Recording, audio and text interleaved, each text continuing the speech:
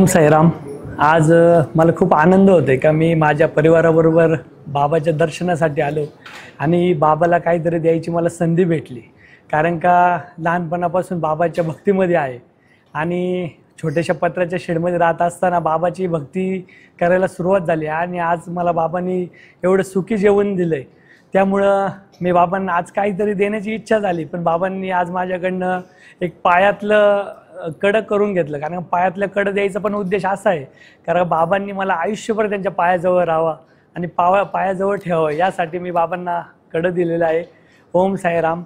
मी साई संस्थान असेल त्याचबरोबर गाडीलकर साहेब असेल यांचे खूप खूप आभार मानतो। आमचा आदर सत्कार केलात, माझ्या फॅमिली मित्रपरिवाराचा आदर सत्कार केलात।